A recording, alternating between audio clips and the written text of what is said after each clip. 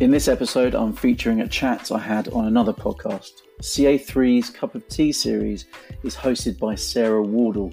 Sarah is actually an ex-teammate of mine from back in the day when she was starting out in the industry, which was a good few years ago now. So it was really great catching up with her.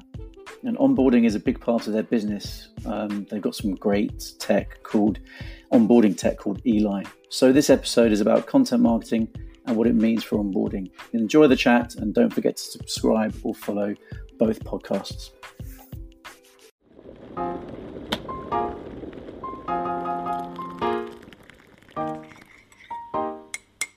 Grab yourself a biscuit. It's the CA3 Cup of Tea series. Hello everyone and welcome to our Cup of Tea series. I'm your host, Sarah Wardle from CA3.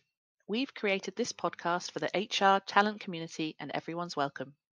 Each month, in the time it takes for us to have a cup of tea and a biscuit, you can listen to us chat with industry experts on the most challenging topics facing HR and talent professionals today. It's your chance to sit down, take 5, and listen to some of the greatest names in employer branding and engagement. Our second episode focuses on the role of employer content marketing and its importance in onboarding your new starters. And to help us with that, I've been joined by Chris LeCan-Harwood, a social media and content marketing consultant, who, as well as helping agencies and organisations navigate the world of employer and education content marketing, also has his own well-known podcast, the Employer Content Marketing Pod. So, Chris, it's quite early, but I hope you've made a cuppa. Yeah, good morning. Yeah. How are you doing? Yeah, good, thanks. Good. Say first chat of the day, so excuse the maybe groggy voice, but yeah. I hope good to be here. Voice warm-up activities. Yeah. So I've got a cup of tea, and although it is quite early and I have just had breakfast, I've also got a custard cream for dunking. What good. biscuit have you chosen for today's chat? With my tea, I actually got hobnob, but I've actually polished it off already. I can't help myself. Gone. Took too long to set up. 2 bites. Cool. Right. Let's start then. Yeah. Content marketing has been around for a while, but the term employer content marketing might be a relatively new idea to some of our listeners. As a social media and content marketing consultant, Chris, what does your role actually involve? That's a very good question, Sarah. I've been involved in the agency world for the last 20 years now. The last 10 of that I've been heavily involved in social media. So part of it is around providing social media strategy, to make sure that actually we haven't got something where it's at the end of a campaign that's been created, let's do some social posts. So thinking about what platforms you should be on, and what audiences do we need to engage with on those platforms. So that then informs, along with, say, looking at employer brands and employer brand pillars, etc., is looking at the content. Because I found I talk about content more, have been talking about content even more than social media. So it's looking at planning content that actually sits properly on each social platform, and also content that creeps into campaign landing pages, websites, to really make sure that we're kind of using the principles of content marketing. And that's why I've kind of taken this phrase of employer content marketing, because content marketing is ultimately about providing value to the audience, that kind of strategically planned content that goes beyond just messaging, and dare I say it, advertising content. It's there to actually provide value to the audience. When it comes to consumer, they do have a place to be there for people. But I think when you look at employer brands, that's even more important, because actually your relationship with your career is something that goes on for a long, long time. It's something there for a lot of your life, and is very connected to it's connected to your purpose and your well-being in so many ways. You got to talk about Maslow's hierarchy of needs and all that stuff, where actually employer brands have a really important role to provide that valuable content. So employer content marketing for me just feels right, and I just didn't really hear much of that being talked about. Yeah, absolutely.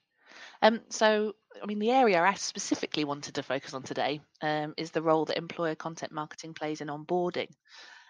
So this is an area of the employee life cycle that's truly close to our hearts, kind of the reason we created our Eli onboarding technology in the first place.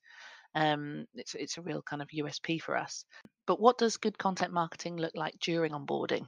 What are the rules for success? Do they change depending on role, client, or industry? Yeah, I think it's good content marketing for onboarding is one thing that's going to help give me as a new employee content that's going to help me. Classic thing of hit the ground running. That content that can inspire people, that content that can inform people. So who are the people I need to talk to? So things like Zoom calls with future colleagues, future teammates, with key people in the business before they actually join. But also I think that if someone can really get a feel of really what it's like working in that organisation before they join, then fantastic. So for me, a great example is something that an agency called the GOAT agency do. So the GOAT agency are a influencer marketing agency that focus heavily on social. All of their employees are called GOATs. I think there's a greatest of all time element to that, so all of their employees are stars, but they literally have someone going around the organisation filming people and talking to them. So actually every day you have content, and they're absolutely smashing it on LinkedIn. And actually since the lockdown, they've then just turned that into gathering content from employees in their homes. So actually the vlog, they've been adamant, the vlog must continue, the Daily Goat must continue, and they've been getting applications in off the back of that.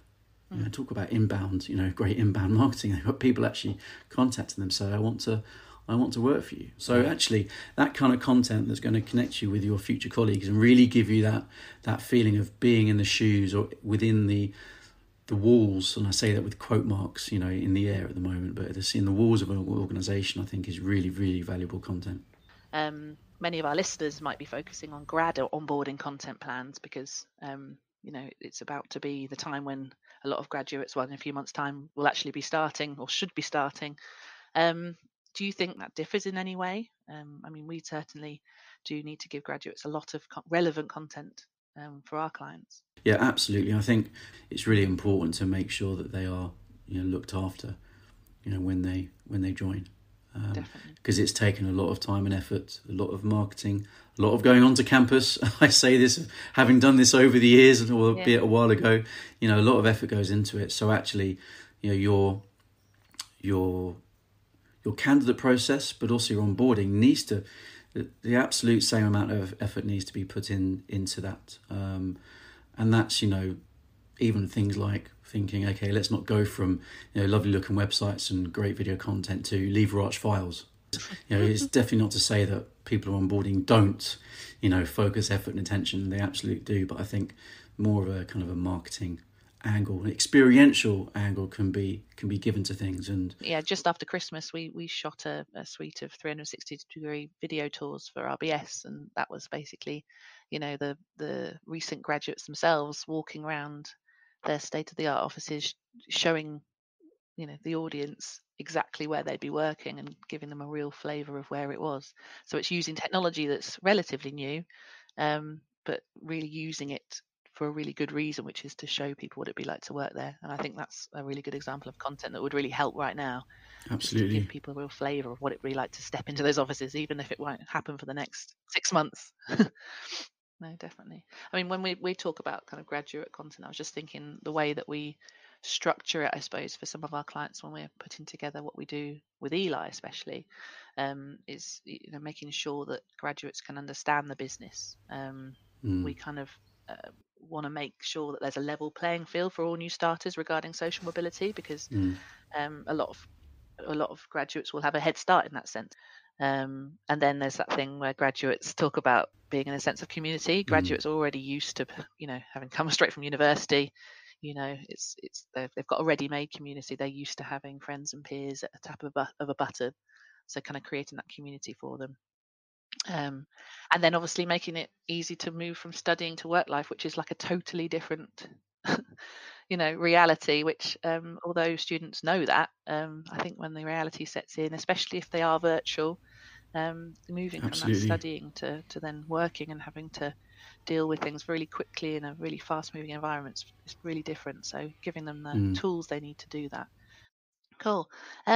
So, I mean, talking around employer brands, we research last year from Deloitte found that 22% of employees leave within the first 45 days of their employment, and that on average it costs double someone's salary to replace them. I mean, I suppose we all know that, our listeners know that. That's probably most of you have to deal with these things regularly, but kind of with statistics like this, it makes sense to kind of leverage the power of your employer brand early on in the onboarding process. So do you have any examples, Chris, of kind of great examples of where companies have stayed true to their employer brand? I think Netflix is, I think, a good example. Now, you know, I don't know the ins and outs of their employer brand, but I do know that, you know, that they've created something called We Are Netflix, which obviously is very hashtagable. You know, we are, insert company name is a known thing, that's for sure. But they've created something called the We Are Netflix podcast, which has actually started out as being an internal thing, really for colleagues to share what they're doing within the business, and they decided to open up to the world. So it's great. They've got a podcast episode about legal at Netflix, an episode about making the Netflix iOS app. So I think that's a really, really good example of actually an organisation doing more than just pumping up messaging around their employer brand. You know, they're actually coming up with content that is not about come and work for Netflix, you know. But if you listen to someone who's legal at Netflix and hear their story and then what they're doing and how do they do legal at an organisation as high profile as Netflix, then it does say a lot about the employer brand without talking about the employer brand. Yeah, absolutely. It just gives them a little snapshot into life in the organisation, which exactly. People want. They want to see content that's authentic, don't they? They want to see that it's true. Exactly, yeah. And you touched upon storytelling right at the beginning of this podcast, talking about it. And I think it's just as important during onboarding to tell a story, because they don't know the story yet. And, who better to tell that story than the people you'll be working with? The first video on our CA3 onboarding portal is a top tips video, featuring all of us. It's got some advice in there, and it's just as much about shouting about a culture and people as well as including some funny bits to show how the culture really is, without saying come and join us, this is great. You should be able to just see it in what people are doing. Yeah, I think it's I think when it comes to storytelling for onboarding, it's those kind of stories about maybe challenges that people have had, while working there, which is, making sure people are very aware of, the organisation they're joining, but also providing that advice, I think is really important. And, I suppose now it's even more important to be transparent about things. Authenticity is bandied about so much, and it should be, really, because it's important to be real. And employer brand ultimately is what exists, and if your employer brand is right, it's it's reflective of what is reality, and not the other way around. So I think being transparent now is even more important. So actually, I think it's good to actually say to people, these are challenging times, unprecedented times, and but we are working our way through it. And actually, by bringing your employees together on that. And getting them to be part of that, this is us right now trying to figure it out, I think is a great way of making someone feel connected to an organisation they're about to join. Absolutely, and part of it, dealing with it together. And on that note, how do you think being on lockdown is going to change the content marketing landscape? Do you think it'll change it forever? Well, in a way, it's this thing about, you imagine, so recruitment freezes, or certainly recruitment freezes for jobs that aren't deemed as being absolute priority. Going through furloughing and, redundancies. This is the time when typically I found over the years that companies say, right, we need to really be careful about recruiting. So what do you say when you don't have jobs to promote? Well, that's content marketing. You're thinking about what the audience needs. Not just, it's not about thinking about audience demographics. It's looking at what their needs and motivations are, and what content is going to be of value to them through those stories, through the advice, everything we've talked about up to this point. So what do you say when you can't be going all out saying we've got jobs? You use content marketing. So I think actually, like with many things we're seeing at the moment, around the world and in industries, is that this will just accelerate things.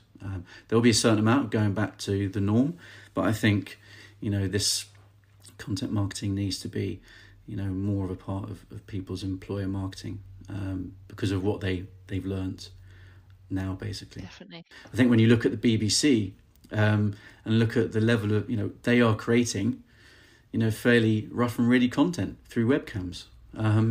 When people see that people don't really mind. exactly, and you see Instagram Live. It's just Instagram Live has absolutely exploded, and so I think that will mean that actually people will be prepared to create more authentic content, which isn't just relying on the highly produced, dare I say it, heavily marketing messaged content out there. Will become a little bit more real. Definitely. Cool. Well, I think that's just about time to finish, Chris, but thanks so much for being our guest on the podcast. I hope you've enjoyed your cup of tea. It's been great, thanks. It's a bit cold now. Yeah. And for those of you who'd like to hear more, please follow us on LinkedIn or subscribe to download more episodes. And you can also find some links to some of those examples Chris talked about today on our page. So until next time, goodbye. CA3 is an award-winning employer brand agency. They're also the creators of Eli, very engaging onboarding tech. To find out more, type CA3 into Google.